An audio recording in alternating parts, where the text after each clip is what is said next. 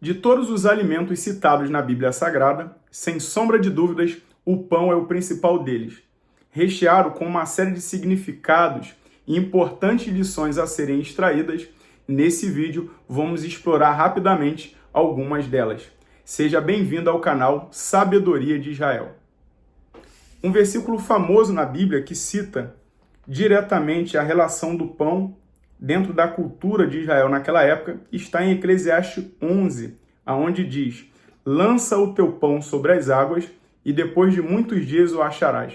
Para entender a interpretação e aplicação correta desse texto, é necessário refletirmos que naquela época, basicamente existiam dois períodos de chuva, março e outubro, e diante de uma população a qual boa parte dela vivia da agricultura, chegando próximo a essas épocas, o agricultor tinha que fazer uma dura lição ou tomar uma dura decisão.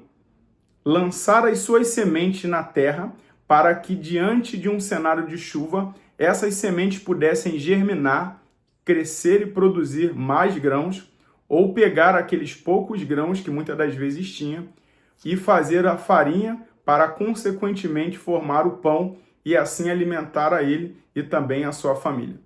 Quando o agricultor lançava as sementes na expectativa e esperança que houvesse chuva sobre aquela terra e produzisse mais sementes através das lavouras, ele estava lançando o seu pão sobre as águas, acreditando que depois de muitos dias o acharia, ou seja, conseguiria colher através daquela semente lançada.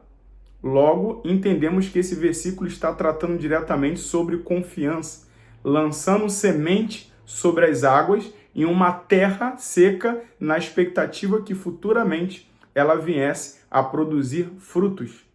Uma citação também interessante sobre o pão na Bíblia se encontra em Juízes 7, onde, dentro da contextualização de um dos juízes mais famosos da Bíblia Sagrada, chamado Gideão, um homem sonha com um pão de cevada e traz a interpretação daquele sonho diretamente para Gideão. Naquela época, basicamente, existiam dois tipos de pães: o pão de cevada e o pão de trigo. O pão de cevada era considerado o pão das pessoas com baixo poder aquisitivo, inclusive servia de alimentos também para os cavalos. E o pão de trigo era o pão mais caro, o pão mais elitizado, que estava sob o alcance de pessoas que tinham um poder aquisitivo um pouco melhor. Algo também interessante sobre o pão na Bíblia Sagrada é a cidade de Belém, que na língua hebraica chamamos de Beit Lehem, que quer dizer a casa do pão.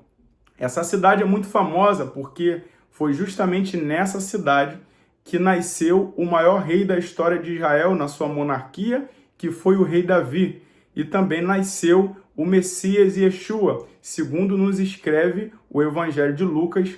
Yeshua nasceu na cidade de Davi, na cidade de Beit Lehem, ou na casa do pão, conforme a sua descrição ou interpretação na língua hebraica.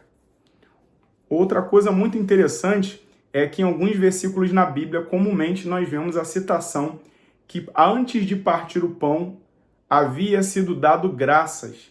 E o que seria esse dado graças? Qual seria o agradecimento feito antes de partir o pão?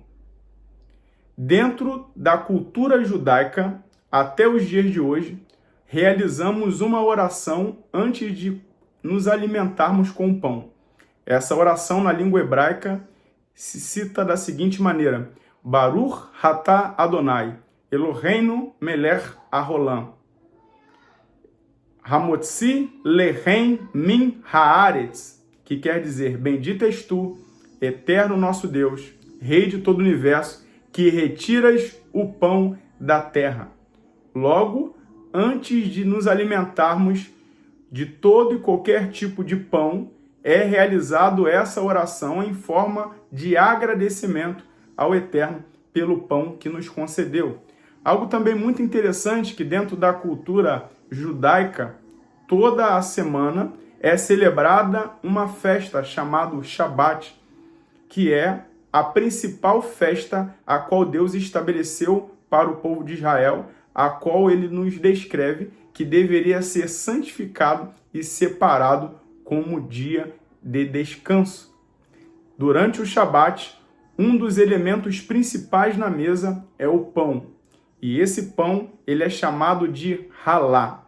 A halá, dentro da língua hebraica, como cada letra possui um número, possui a gemátria em sua raiz, ou seja, a soma dessas letras ou a soma do numeral que cada letra possui, o número 7. E o número 7, dentro da cultura judaica, aponta para a plenitude ou perfeição. Logo, o pão ele representa não só o sustento principal ou o sustento básico de toda a família, mas também representa a plenitude, a abundância e a perfeição. Interessante que quando vamos a Israel, o que não pode faltar em nenhuma mesa, em nenhuma refeição, seja em um restaurante, seja em um hotel, seja na casa de alguém, é o pão. Qualquer que seja a refeição, seja pela manhã, na hora do almoço, seja na ceia ou à noite, você vai se deparar com o pão, porque o pão faz parte, basicamente, do alimento principal na mesa dos filhos de Israel até esses dias.